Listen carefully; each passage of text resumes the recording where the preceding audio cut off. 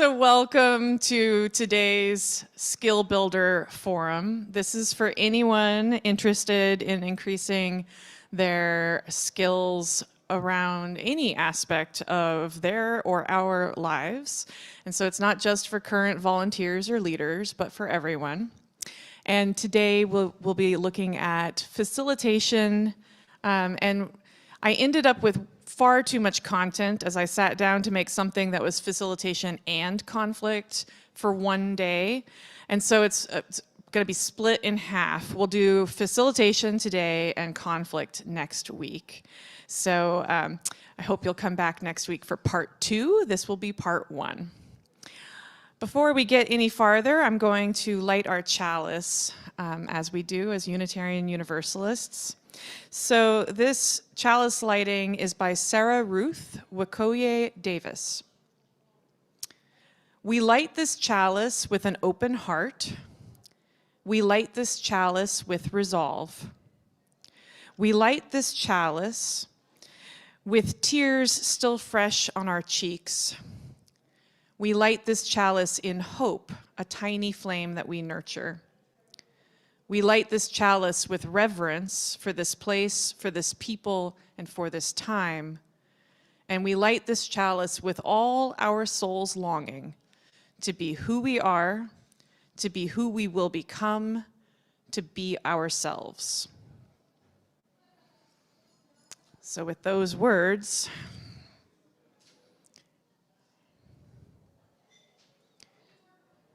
we light this chalice. So I'm Reverend Sara Lewis. I use she, her pronouns. I'm the Director of Community and Faith Development. We are online on Zoom and here on site, and we are also streaming on YouTube, and this will be recorded. So we all know that. We are being recorded and streamed. So also, if there's any follow-up or questions or concerns about today's content or anything else, feel free to reach out to me afterward.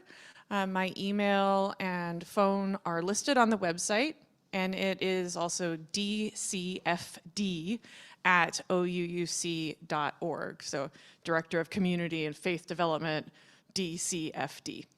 So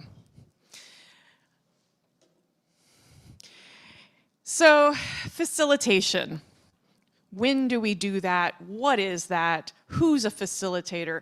All of those questions, and then the nitty-gritty too of how do we have good facilitation skills? How do we manage times where it's difficult? You know, and sometimes maybe we have difficult participants. Maybe. Never happens, right? I'm going to invite sharing today from people about challenges that you've actually faced, and I do want to lift up that when we're sharing stories of challenges that we've faced, let's try to do that in ways that honor the confidentiality and the names of people we might be referring to. So if you recently had a really hard team meeting and you want to debrief specifics of that, I'm available to do that with you offline. Today we'll talk in generalities of types of challenges and scenarios that we might face. But let's let all of the specifics stay where they happened. And if you want some specific support about a really specific problem, I am happy to do that. Does that make sense? Yeah. So, these are the topics that we will cover, not all of them today, but we'll get to the others in part 2. So we'll talk about the roles that are all wrapped up in a facilitator, and it's multiple roles. Facilitation isn't just one thing. And we'll talk about whether that's a reasonable expectation or not, to have so many roles on one person. We'll talk about 4 specific types of skills that help with moving a meeting or a conversation or a process along. So 4 different kinds of skills that a facilitator might want to pull out of their toolbox. And so we'll go through what those 4 skills look like in action. Then we will talk about difficult meeting participants or difficult group members, and some tips, some tricks, some tools that can help with common types of difficult participants. Then we'll probably stop there today, and we will come next week back to conflict styles, and conflict management for the facilitator. So that's what we have to look forward to.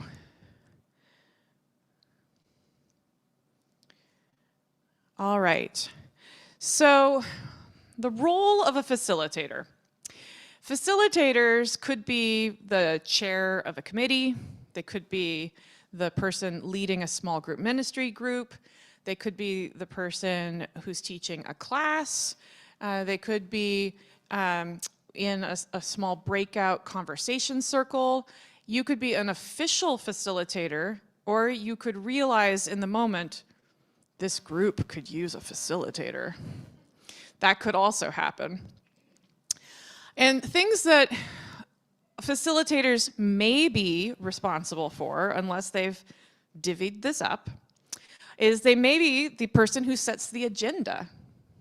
And so then ahead of time, they're laying out the agenda and saying, this is what will happen at this meeting. They may be the timekeeper, the person who says, we've been talking about this for 15 minutes and we only had 10 minutes for this conversation, so we're gonna have to move on. They may be the space holder for all, the one who notices that somebody is in distress or notices that people are all putting on their coats and says, do we need to turn the thermostat up in here? They may be the one who, sets a hospitable tone by like making some tea ahead of time or something like that. They may literally be the host who's having everyone over to their own private house and is laying out a comfortable space for all. So that may also be part of the facilitator's role. They also could be the process observer. The process observer means that you're watching how people are going through process around a conversation and says things like, I notice that we're expressing ourselves in ways that indicate anxiety. Or I notice that only men have spoken so far. Things like that are noticings that a process observer might lift up. You also could be, as a facilitator, the spiritual inspiration giver. Now, that sounds really fancy, but it could just mean that you brought a little reading and you lit a chalice at the beginning, right? You were like, I've got a poem for today. Yeah. You could be the covenant minder. So the facilitator could be the one who says, are we staying within covenant? Our group agreed to these promises. Are we keeping them? You could be the task and project manager. So the deadline is this. How are we going to get there? Has everybody lined up? I'm going to come back and give you a reminder that you're 1 month out from your due date, or you could be really task-oriented as a facilitator. You could also be the note taker. You could be the one taking all the notes for the meeting as well. And you could be the tech master. You could be the one who has set up the computer and the Zoom connection and is making sure that people can hear. Maybe you need a microphone for your meeting. You could be running the microphone and the Zoom and the meeting. So, I'm going to pause here. How are we feeling about facilitation after I list all of that off? Overwhelmed, yes. And if anybody is online and wants to add how they're feeling about facilitation after I listed that off, please put it in the chat and we'll get it fed into the room as well. Yeah, so overwhelmed. Any other feelings? Arlene. It looks to me like a role that definitely needs to be shared depending on the size of the meeting. Yeah, needs to be shared. And And maybe intentionally shared, which I don't always think of ahead of time. And requires a variety of skills. These are all good points. And now I'm going to model sharing. I'm going to ask for a volunteer who will be my second microphone runner.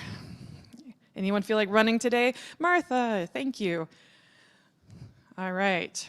And online, it is less overwhelming if some roles are delegated. Yes. What else are we thinking?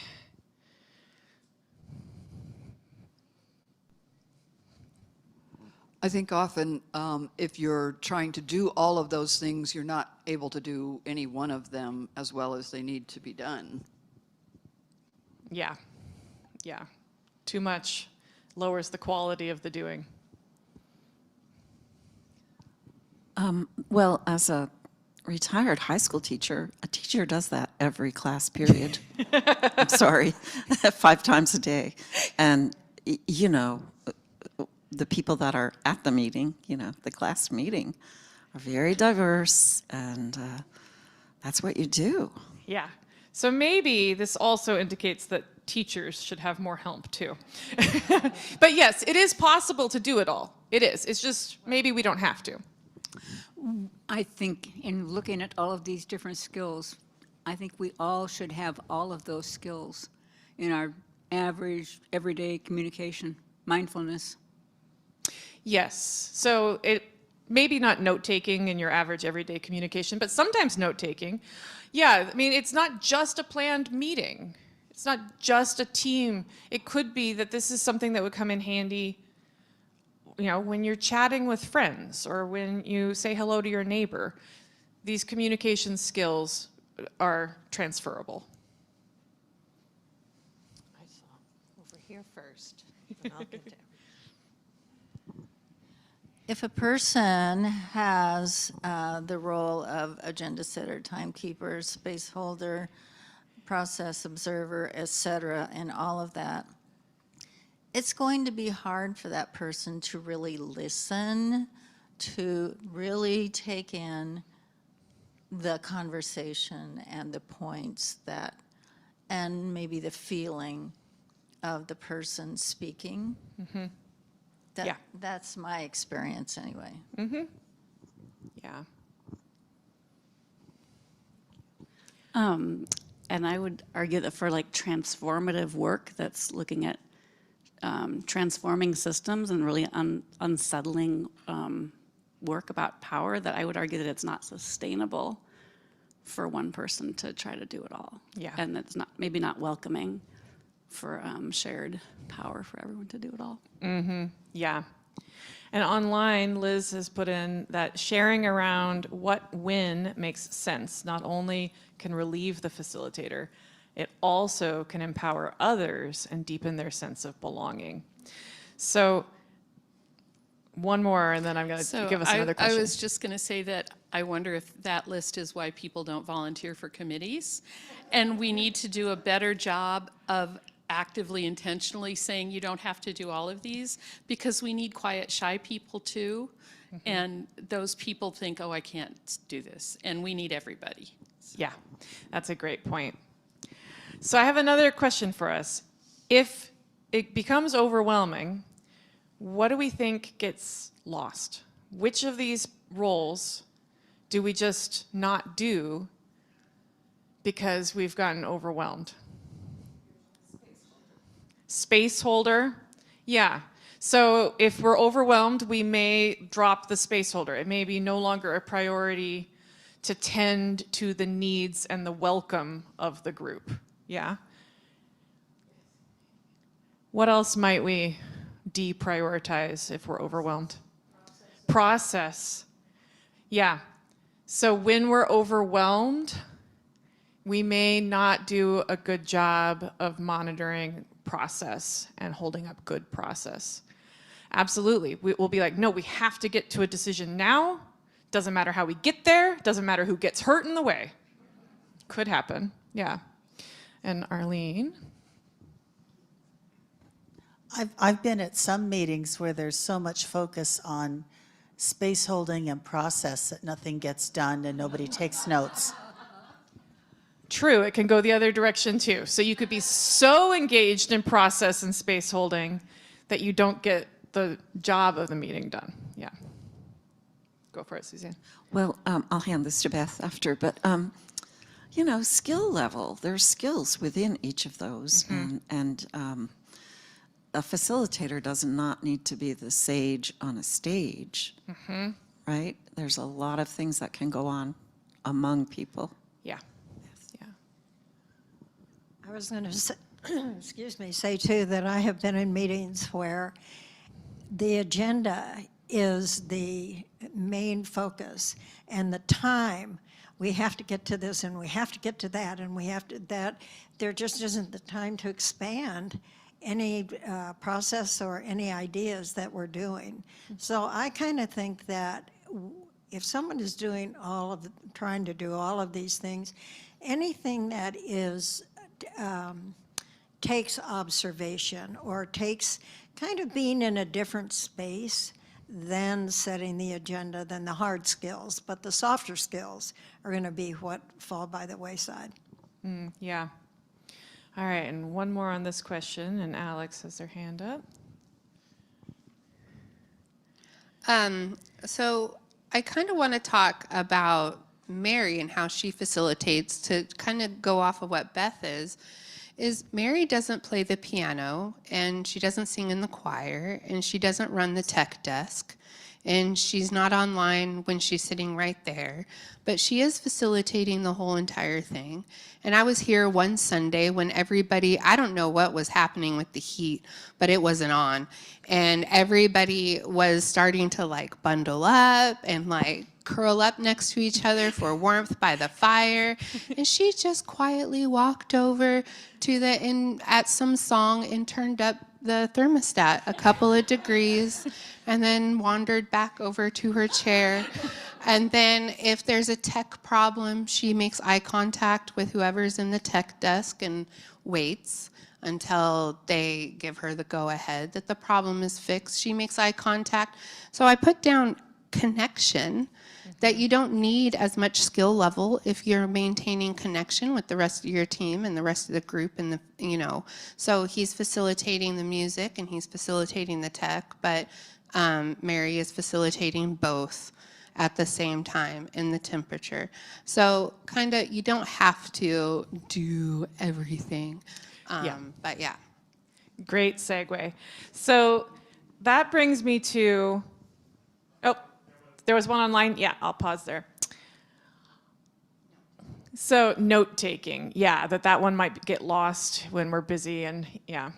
And then if we don't remember, we didn't take any notes, did the meeting even happen? If a tree falls in the forest and no one heard it, yeah. So I really want to encourage that we share the load more. And there's a couple ways that we can share the load. We can share the load in the moment when we're like, I don't have enough hands. And we can say, would anyone, and this is a beautiful example, thank you, Martha, for saying yes. Yes, I will help. Or we can share the load intentionally ahead of time, and we can identify within a team or a group that these are roles that we want to rotate people through, or that somebody has a real love for note-taking, a real love for timekeeping, a real love for process observing, and they want to be that person. And either is fine, but ahead of time, if you've already divvied it out, shared it out, it's less likely for something to get lost because you suddenly just got overwhelmed and busy.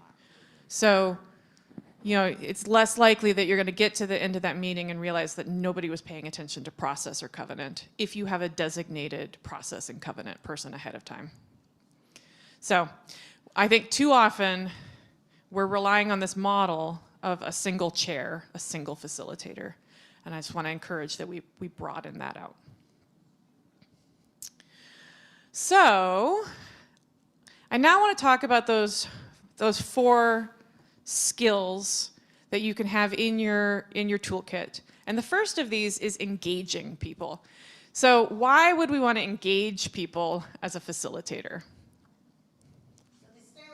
So they stay awake. Yes, we might want to engage people so they stay awake. Why else might it be important to engage people? Participation. We want participation. You want to get the gold out of every person because they have something to offer. Yeah. You want to get it out of people. You want them to participate, give you what they have to offer. If people are engaged, they're more likely to want to support what the decisions that have been made. Yes. Buy-in. Yeah. People who are engaged are more likely to support the decisions that are made. Yeah.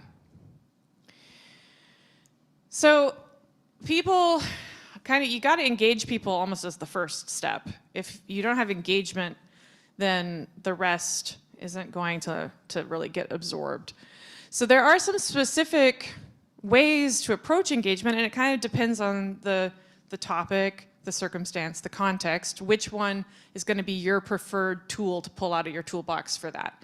It's not always going to work every time to like stand up like a cheerleader and be like, what are we here for?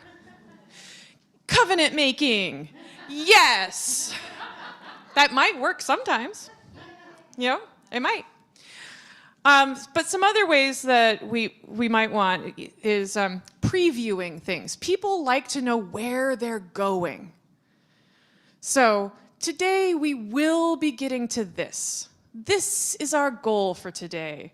I'm inviting you on a journey, and it's going to go first to stop A, and then to stop B. And hopefully, if we have enough time, we're going to get all the way to stop C. But preview so that people know where they're going, and then they say, yes, I consent to going with you on this journey to this goal, right? You also can engage people by reinforcing that you care about their contributions. So people become less engaged if it feels like they said something and you were just like, I'm moving on to the next thing. You know, that happened. You know, Arlene said something and I didn't even look at Arlene. I was just like, okay, who's next? Right? That's not feeling very engaging. But reinforcing, coming back and saying, I'm really glad you made that point. Yeah, totally. Dude, I agree. Right? Yeah. You also can, get people more engaged by asking follow-up questions. What do you mean by that? Tell me more. I want more out of you. Give me more.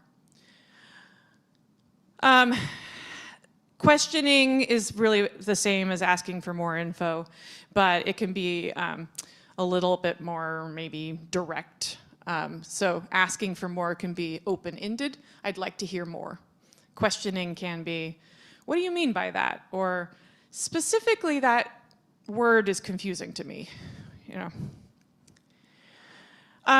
We often just let things go without, somebody says something like, that's a really triggering word. And we just are like, oh, it's a triggering word? Okay, we're moving on. But you can also probe that. You can be like, tell me the story of why that is a triggering word for you. Now, all of these, here's the caveat. Do you have time? Do you have capacity? So if you invite a deep sharing, here's what you don't ever want to do. I invite you to share your deepest trauma with me. Oh, never mind. I actually really need to get back to business. Right? How does that feel? Right? So, again, use your judgment of how much capacity and how much time do you have right now? Yeah. We can also engage through challenging assumptions rather than letting them just go assumed. I guess we assume our assumptions. So challenge the assumptions. If we're all assuming that something is going to, not be doable, nobody would ever show up for a Friday night meeting. That's a big assumption that we've just made. Nobody would ever show up. So let's challenge that assumption. Why are we making that assumption? Well, I made that assumption because the last time I had a Friday night meeting, nobody showed up. Oh, what was that? Well, I scheduled it on the same night as Arts Walk. Okay, so maybe your assumption isn't based on Friday, right? Yeah. So we can also bounce the questions back rather than being the sage on the stage who answers all questions. We can instead be like, that's a great question. I wonder what everybody else thinks. Who else could answer that question right now? Yeah. Brainstorming is a great way to engage. Let's just get all of our ideas out. No idea is a bad idea. That invites quick engagement, low threat engagement.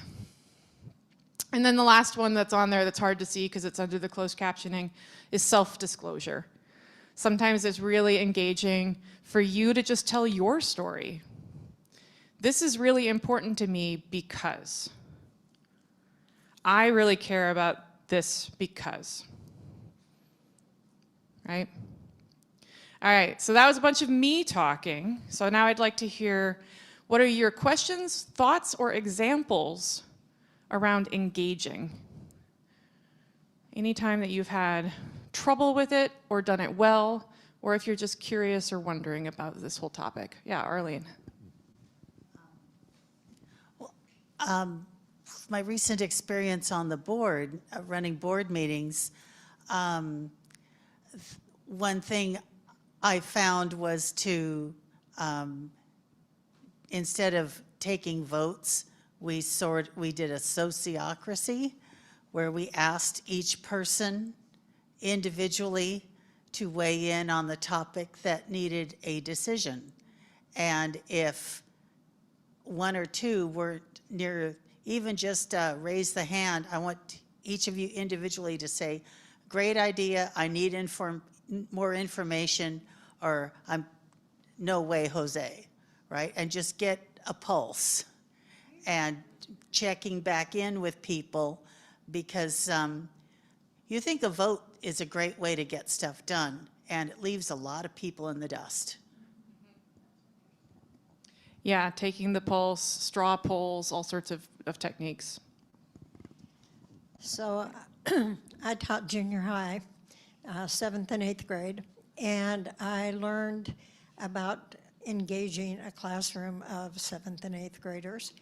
And oftentimes, once I got them quiet, I could engage them by formulating what I was doing, the point of the class, with what they were interested in.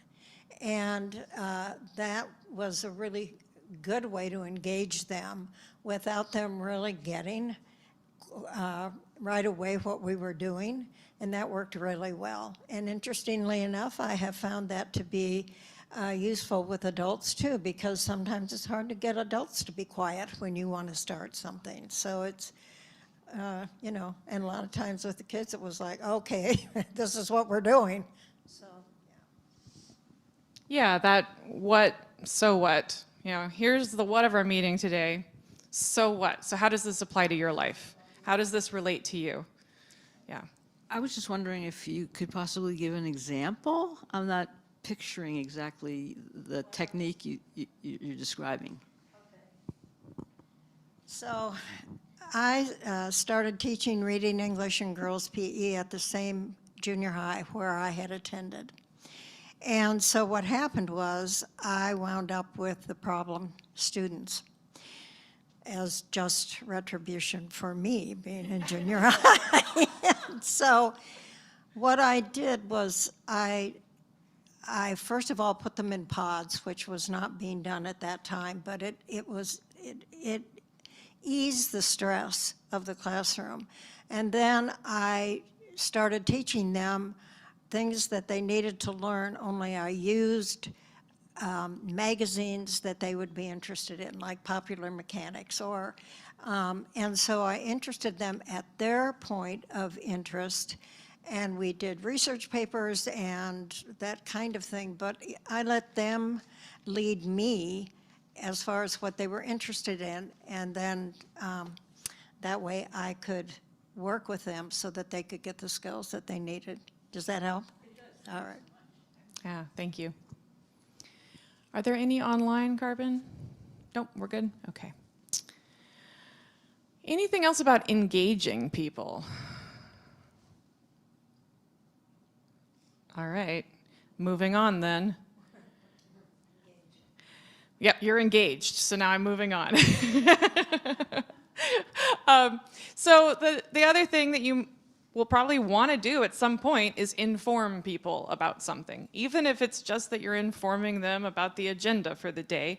You know, sometimes you have a lot of information to info dump on people, and sometimes you just have a little. But when we're informing people, there's a few ways to do that. And these are just some reminders here. Again, about assumptions. So it's really helpful if you clarify assumptions when you're informing people. We're assuming that we're all, you know, I don't know what our assumptions are. My mind went blank on an assumption, but you just clarify ahead of time. We've already made this assumption, and now from this point, we're moving on to, right? You can give information and just, you know, this is the information. 100% of pledgers have done X. There you have been informed about pledgers. And that's fine. Like, sometimes there's no point in getting all fancy. Just give the information. We can also inform by polling the group. That's another way of informing, is to see where we are as a group. So, you know, just show of hands, or everyone who's, you know, let's make a spectrum line of total agreement, total disagreement. Place yourself somewhere in the middle if you're waffling or you're just like leaning one way or another. Answering questions, of course, is another way of informing people. Sometimes you have the answer, and then again, remember, you can bounce the answer to someone else. I don't have that answer today, but I think maybe so-and-so has the answer, and I'd like to call you up now to answer this question, right? Clarifying is always a good idea, right? Because people are saying things and we think we know what they're saying, but clarifying and making sure. So I think I heard, is that correct? So pointing out what was not mentioned. We sometimes in teaching talk about like the explicit, the implicit, and the null curriculum. That there's things that we explicitly are teaching or saying or leading us toward. There's things that are happening implicitly. So, you know, these are the messages that you didn't set out to say explicitly, but they're coming across anyway. And then there's the null. The null is what is missing. What's not there at all. And actually what's missing sends a message. So identifying your null is an important step to informing the group, right? No one has mentioned wheelchair users. That's an important thing to note. You know, when we talked about access, no one mentioned peanut allergies. It doesn't really, you know, whatever you're noticing in the null, and you can set this tone, this expectation that anyone can speak up and notice the null. Yeah. You also can identify themes. It's a good way to move things along. You know, as we've all been speaking, I'm hearing a theme of, I'm hearing a theme of concern about doors. I'm hearing a theme of access needs. Modeling, so that's pretty straightforward. Demonstrate what you want people to do. I will now model how to connect to the Zoom connection, right? Punchlines, it's not just the punchline of a joke. It could be just the punchline to the meeting. To sum it all up, I'm gonna sum it up in one word: doors. right? I'd like to sum up today's meeting. Access needs, right? And summarizing, which is a little less, pithy than punchlines. So let's all make a summary now. In summary, this is what we accomplished. Yeah. So thoughts, examples, questions about how we inform one another. Alex has one. So I was thinking about a time.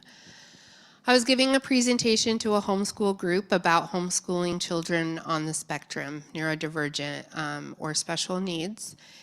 My sister was in person and I was zooming in and could not see the crowd's face. I could just see the slides and where we were in the presentation. Now, we give two different types of presentations. We do give professional presentations. We give presentations to families, but sometimes the two gets a little mixed up. So as I was giving a presentation, I think I got a little too technical, or my sister noticed a lot of confused faces out in the crowd. So she paused, she stopped me, and she said, "Hold on, I'm seeing some confused faces in the crowd." And so she started to do a poll, and she said, "I wonder if you guys even have the basic vocabulary to even be able to talk about your kids." So she went through basic autism vocabulary, like what's a STEM, what's sensory processing disorder. Raise your hand if you don't know what this is. And we were astonished to find that a lot of the parents there didn't even have the basic vocabulary that we were even using in the presentation. So we had to go back to square one, go back through what the vocabulary was for what some of this was, and we basically almost had to restart the whole presentation because we started out too technical for who was there, right? And so we had to take a moment, take a pulse, make sure that we were all on the same page. We were not, and then had to back it up and re-explain and simplify because I might have been a little too technical. But that's what I was thinking of when I was listening. Thank you. That is a great example of clarifying assumptions, taking a pulse, and pivoting. Yeah, so thank you for that wonderful example. Yeah. Anyone else about informing? Anyone online, Carbon? Nope, okay. All right, one more in the room. I'm saying this for myself out loud, that especially in groups here, it's so much easier to talk about measurable things. And so we spend the whole time talking about whether we can afford something and forget to ask if we should and if it fits in our priorities and all those things that you can't put a number on. And that is my constant unconscious bias is, oh, if you can measure it, it's better. But it's not really true, and if, especially for the work we do, often that's the least important. So, yeah. Reverend Mary's sermon today spoke so beautifully to that, the difference between technical problems and adaptive challenges. Technical problem is to be solved if you just find the right answer, right? Adaptive challenges involve asking those hard questions. What are our priorities? Who are the people we want to be? Very different. And online, it's very important to clear words and vocabulary so everyone is on the same page. Yes, we really often assume that people understand words in the same way that we understand them. And they don't.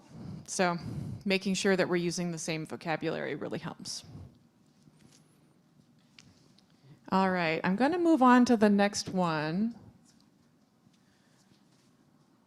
Do. Maybe.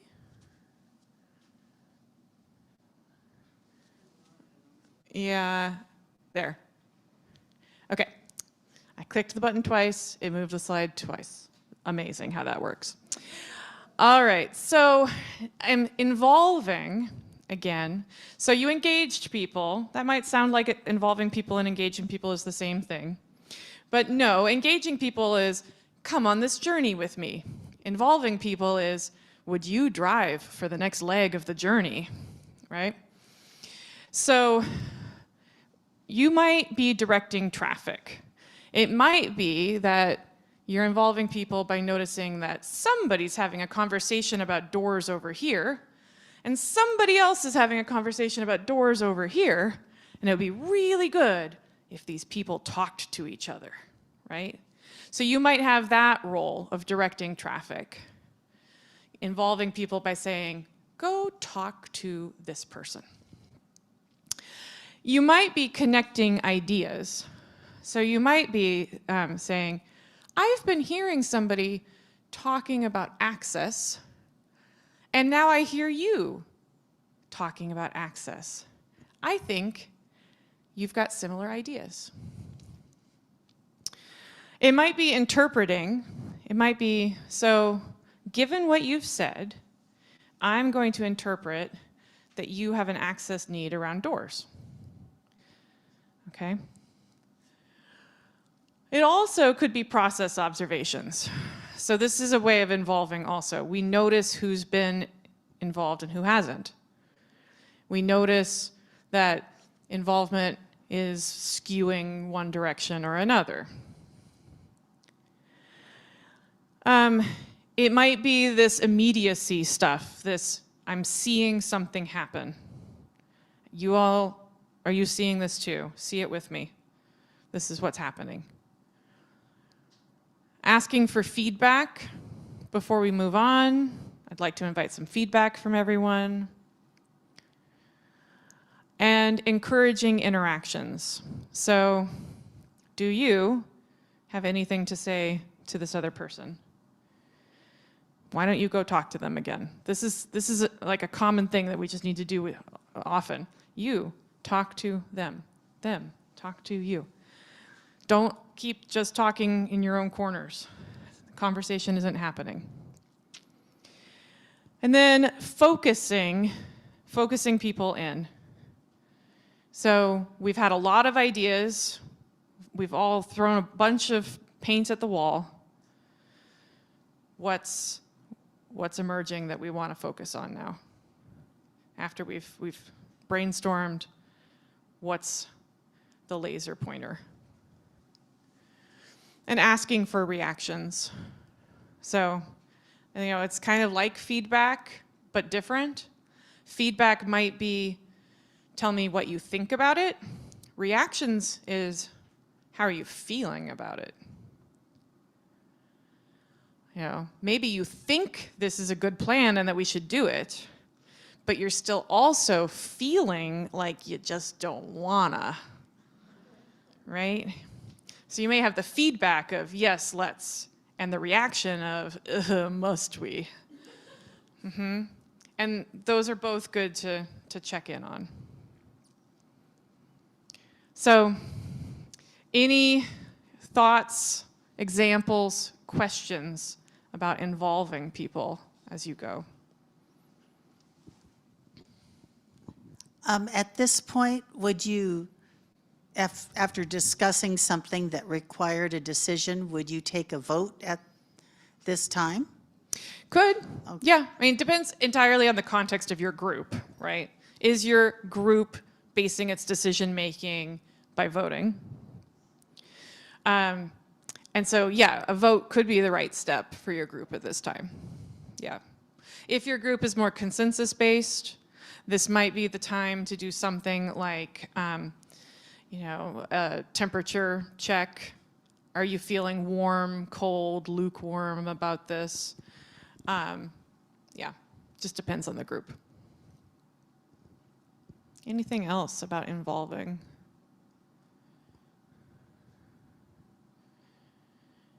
Okay, then I'm going to move along because I do want to get to those difficult participants. So, applying. The last step is applying. So we've engaged people, we've informed them, we've involved them, and now we need to apply. So if this is a team that is working on a project, that means you're actually now getting to the doing stuff. If it's a small group ministry, which doesn't always do stuff together, applying could be, how are we going to go out into the world and actually live this? right? So we can encourage new behaviors in people. Is this something you could try? Yeah. We can generalize from one context to another. Hey, if it worked here, maybe it's going to work there. We can explore the future. So let's think about what we might be able to do in the next 3 months. What would this look like in 5 years? What would this be like after the annual meeting? You know, whatever. Pointing out opportunities to people. Sounds like you could go lobby at the legislator, you know. We can encourage specific goal setting, and if you are a very project-oriented team, this is a good idea, right? If you're a small group ministry, it's optional.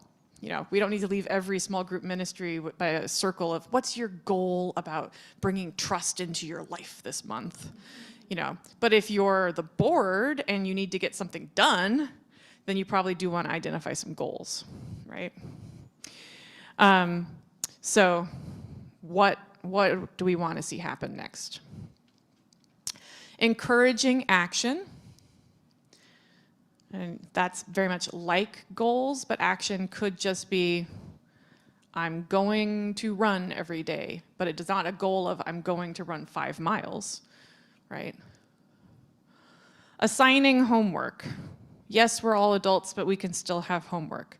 Your homework before the next meeting is to do X. Your homework before we gather back together again is to send everyone the link to this. And then we can go back to self-disclosure again. We can also say, because of today's meeting, this is my goal. Because of what we've done here today, I have been changed and I'm going to do X.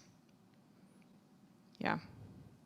And just as a very technical note, if you're going to assign homework or you're going to have goals, make sure it's in your notes, right? If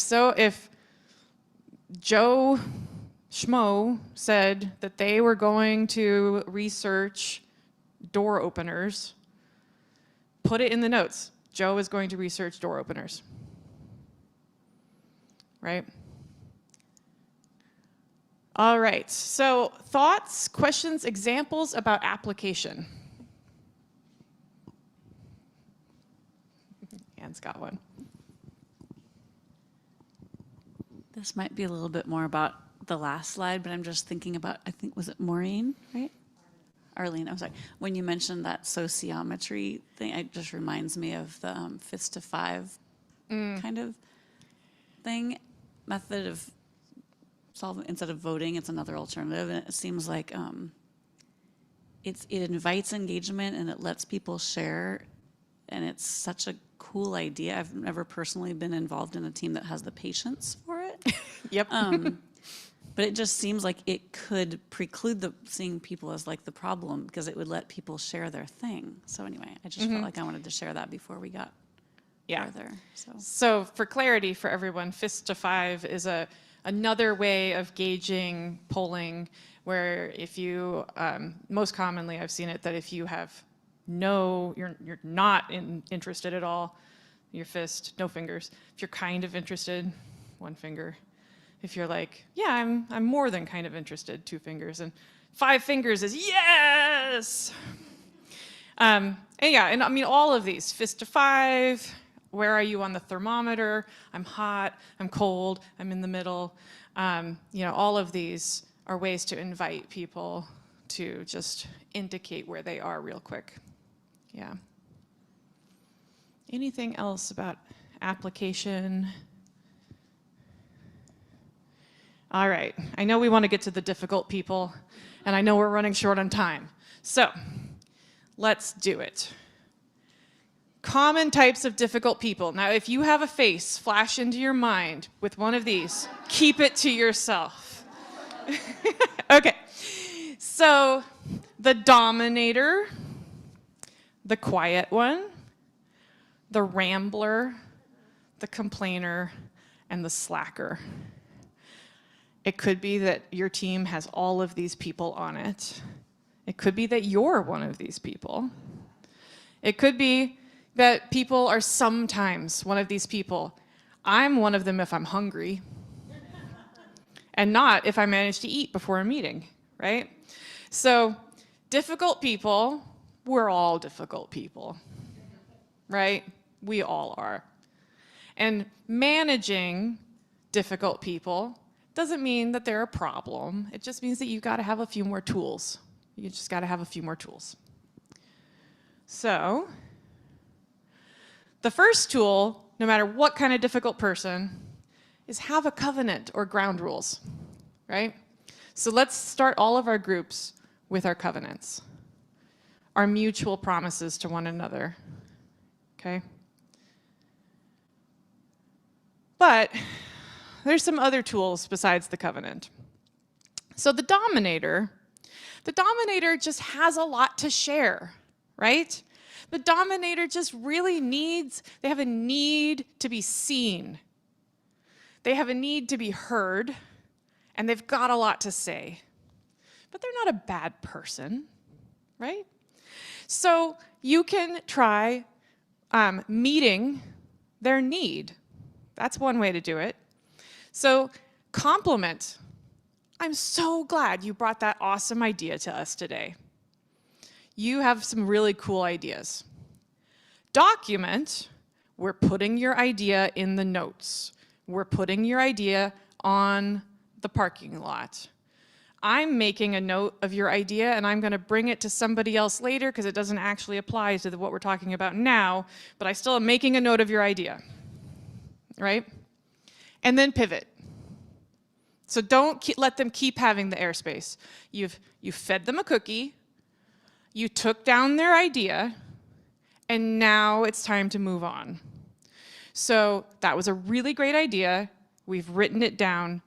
Now we do need to get back to the agenda. Or now I want to hear what other people think. Right? Back to the goal or back to sharing equally with other participants. The other tool in the toolbox for the dominator is to do round robin input. So instead of saying, does anybody have anything to say? Because guess who is going to have something to say? The dominator is always going to have something to say. So instead of saying, does anybody have something to say, we're going to go around in a circle and everyone is going to have a say, or you can pass. And then here's the trick. Wherever the dominator is sitting, make sure they are the last one to speak. So if you know that this person is going to dominate, say, I'm going to start with Whitney and we're going to go clockwise. Right? By the time you get to the dominator, most of what they wanted to say has already been said. So they have a choice. They can be like, well, I want to say it my way, and so I'm going to repeat what everybody else said. Or they're going to say, ditto. Right? So both of these techniques can be really helpful when you're working with a dominator. And again, anybody can be a dominator at some point. You know, it's not that some people are just like evil Machiavellian dominators who are like, I am going to go into every meeting and make sure that only my voice is heard. No. A person can become a dominator because they're passionate. A person can become a dominator because they're afraid. A person can become a dominator because they are just, super engaged and they love this. And that's a beautiful thing. But we do still want to share the time and the space. So, thoughts or questions about dominators? Arlene. I just realized I started round robin with the wrong person. The meeting I went to, because I started with the dominator, thinking they're only supposed to read something and go on, and they took it and made it about themselves. Mm-hmm. And I had to stop them and, thank you, just reading the card, and now let me hear from you. Yeah. Yeah, don't start with your dominator. And it looks like we're going to get some more batteries for this microphone. Thank you, Carbon. Yeah. Any other, and I'll run this mic to you while we're switching that one out. Any other thoughts about dominators? So I have happened to be in the same group with a person multiple times who is a dominator and wants to tell the same story over and over and over and over, where we could all be telling the same, could help this person tell the story. So that is a little bit different, and what are your suggestions with that? Because you can't get this person to. Yeah. So story repeaters, yeah. Story repeaters, I mean, my recommendation would be a modification of the complement document pivot. So it would be, and the modification would be, oh, yes, we love that this is so important to you. We've heard this story before, so let me summarize for you where you were going to go. You're going to tell us about, because we've heard this story before. But we love that this is so important to you. Thank you for sharing your passion. And now we need to hear from someone else. Yeah, if you've heard it before, jump to summarizing it for them. I know the way I'm going to say this is not really very correct, but one problem I have run into, particularly in groups in this church, and looking around the room, I can see it's still going to occur, because except for the tech team, everybody in this room is a woman. And I have had numerous problems with baby boomer age men who dominate and tell me very obliquely that because of their age and that they are men, but they don't say it in those words, that I need to listen to them, their opinions are what is correct, and it's very difficult to corral that. Thank you for lifting that up.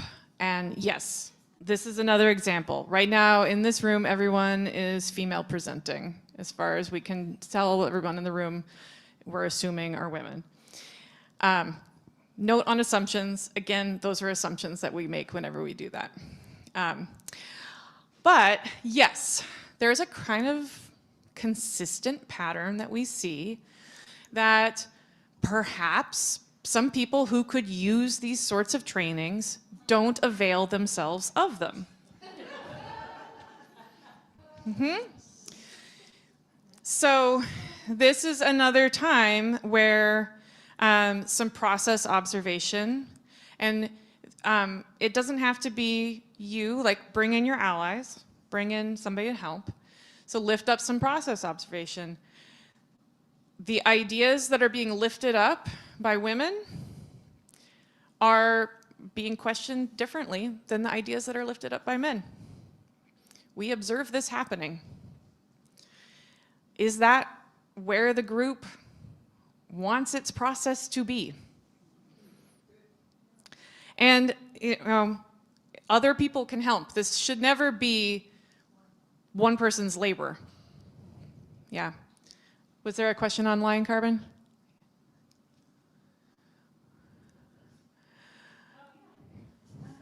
Yeah. Thank you very much. Thank you. So recognizing, having been a dominator myself, consciously reaching out to others to participate in a way to overcome this tendency. Yes, thank you. When you recognize that you're dominating, you compensate. And then yes, there are 3 of us guys online. Yay! Yeah. And just to, I do want to make a note also that it's not ever that there's one type of person or demographic of person that is the problem, and that the issue here is power dynamics. It's always just power dynamics. And those power dynamics could look different than man-woman. There's other kinds of power dynamics. Is there one elder in a group of millennials? Or one millennial in a group of boomers? Right? Is there one person with access needs in a group of able-bodied people, right? Or it doesn't have to just be one to have a disparity of power dynamics. I guess I'm lifting up the most extreme example of power dynamic, but it can be, something more subtle too. Yeah. So I recognize time. I'm going to do one more type of difficult participant. We'll save the other difficult participants for next week. So next week, part 2 is going to be difficult participants and conflict. All right? But one more type of difficult participant for today is the opposite of the dominator. So that's why I want to tie them together. The quiet one. Now, there's lots of good reasons for people to be quiet, and I do not want to imply that quiet equals bad, right? People are introverted. People are experiencing those power dynamics and feel squashed. People are tired. People are overwhelmed. People feel insecure. People haven't been listened to in the past, so they've just given up.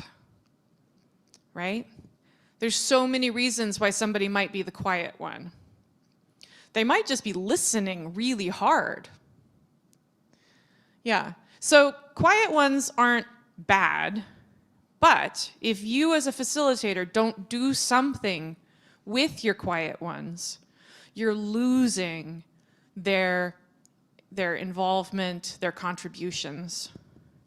So there's some good tools to have.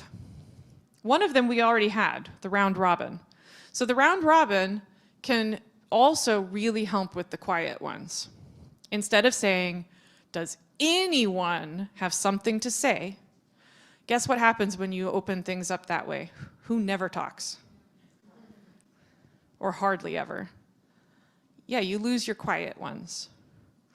So instead of just doing a general cattle call, say we're going to round robin and hear from everyone. And if you want to pass, you can. You could also not give them the option of passing, but I like to give people the option of passing. It's non-consensual to force people to do anything. Woozy, yeah. I've also found I tend to be a quiet person too. If you say it's okay to sit there and take a minute and gather your thoughts before you talk, rather than expecting to say something immediately right away. Yeah, absolutely. And actually, that's the other tool up there on the left. Give time for reflection first. Yeah, let people think first. I've got something online. So Liz says, amplify, good in many situations and environment, not just about gender bias, and has a helpful link there about women, gender bias amplification.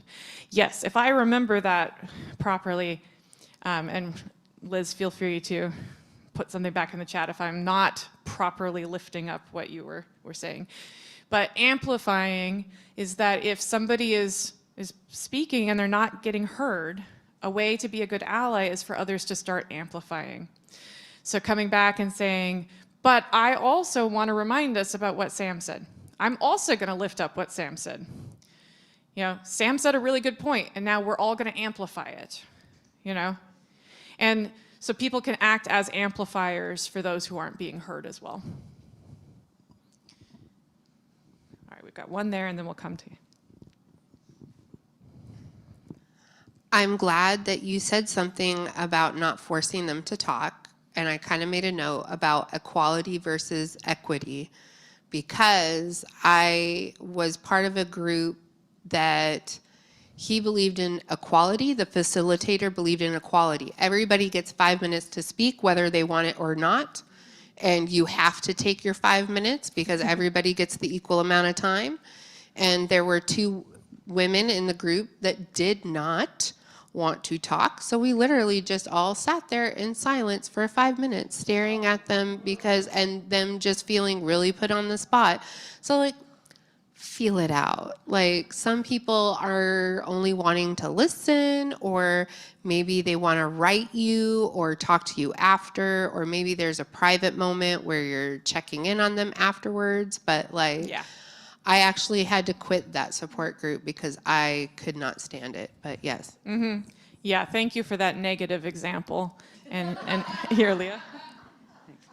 Yeah, in terms of getting everyone to speak in the round robin, just to mention that I've been in groups where like everyone's being encouraged to speak, and we're going to do what's called popcorn.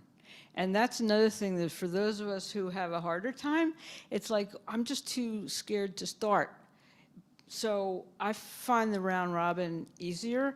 And the other thing about passing, I think another option is it's okay to pass, and we'll come back to the people who passed and see if they want to say something now. Yeah, that's beautiful. It's coming from that side of you, Whitney. So I am also tend to be a quiet one, and I have a hard time sharing in groups of more than like 3 to 5, and I think it comes from some anxiety over not being able to gauge everyone's reaction.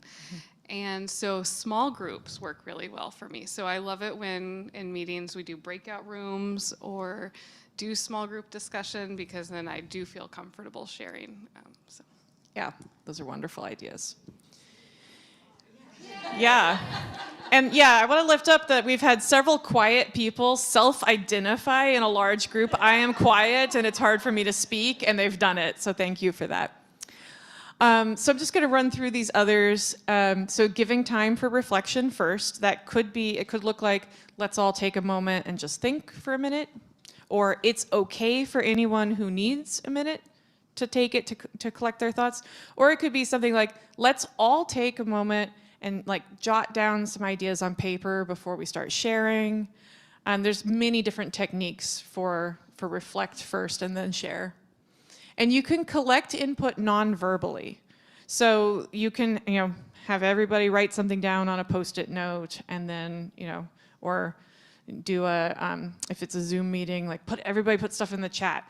It's interesting, Zoom actually, having to do Zoom communication is sometimes better for quiet people because there's a bit of a slower change from person to person. It's harder to interrupt each other without it looking, like talking over is pretty bad on Zoom. So we tend to slow down. We tend to put more things in the chat. We tend to stop and check in and make sure that everyone has had a chance to talk. We can do those same things face to face as well. And then the last one on here is to directly call on people. And again, with your best judgment, because if the quiet one has good reasons for why they're quiet, directly calling on them may feel awful, right? But there are gentle ways to be like, I just really want to make sure that we have a chance to hear your thoughts if you have any. Or I want to check in and make sure that you've had space for a contribution if you want one, right? But still make it consensual. Don't be like, and you talk now. Yeah. So we have run over time. We've run out of time for today. So we do still have those other types of difficult participants that we'll save for next time. So I'm going to go back. So preview of coming attractions.